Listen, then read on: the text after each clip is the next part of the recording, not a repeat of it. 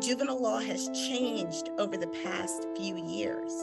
The legislature has enacted new laws that restricts when a juvenile can be held, the rights of a juvenile pre-trial, and their rights post-adjudication. We have to appreciate that because we are defenders of the law. We don't always agree with it, but we have to uphold the law. And so there have been changes in the law, both case law and statutory changes that have impacted how cases are prosecuted and handled in the state of Maryland. Prince George's County has seen almost twice as many homicides this year compared to the same time last year, according to police data. The new police chief and county executive are working to change that trend, launching a new summer crime initiative today called Operation Heatwave.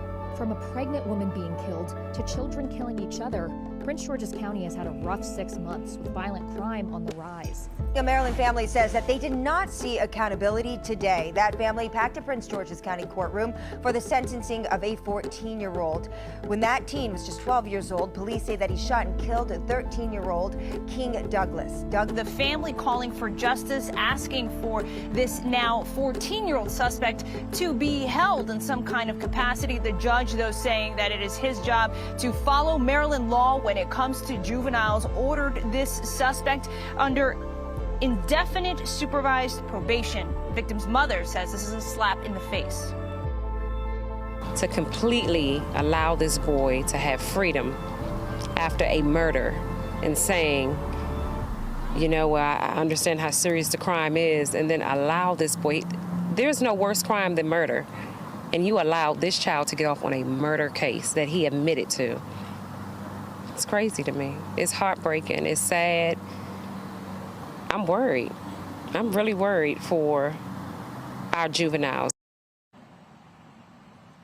And guys, King's family and mother, frustrated with the county's push for rehabilitation, wanted a tough sentence to serve as an example to any future youth engaging in this type of violence. It was back on April 17th, 2021, while we're told school was out because of COVID. And in this case, we simply changed the language from equal to equitable, and that was designed to look at how we essentially function and what are the goals of the county in terms of how we look at the needs of students. So needs-based as opposed to everyone gets the same. And so if we talk about that from a place of equity, then that means that we're looking at, you know, ensuring that level of academic achievement and the highest level based on student needs.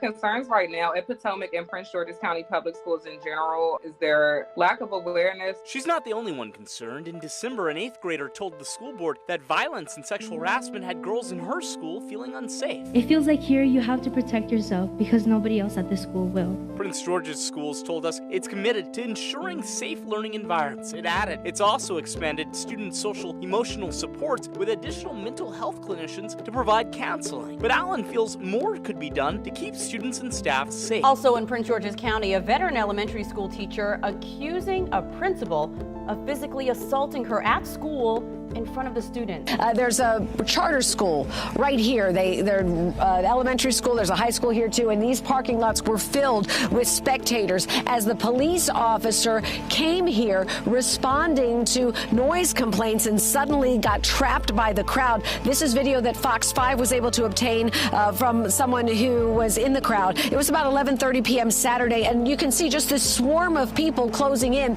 You can hardly see the squad car here. Look for that orange cone. That's on top of that police cruiser. People are jumping up and down on the roof and pounding on windows. We also found closer shots shared on Instagram, including this one from Mogo PG News. People pounding on the car and kicking it, putting large dents in the side, jumping on top, flashing middle fingers. One person even opens the cruiser's gas tank, but someone intervenes and pulls that guy away. Another shuts the cover as the cruiser is finally freed. Now, we spoke a few minutes ago with the communications director for the school administration here.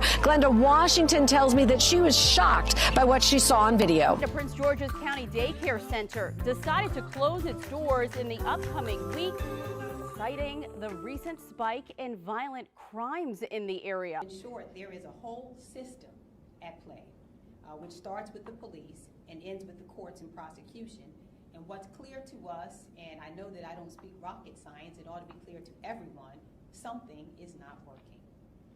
The chief will talk about this shortly, but we are arresting and re-arresting the same children and adults who are committing crimes in our community. But at this point, these kids don't just need a hug, they also need to be held accountable.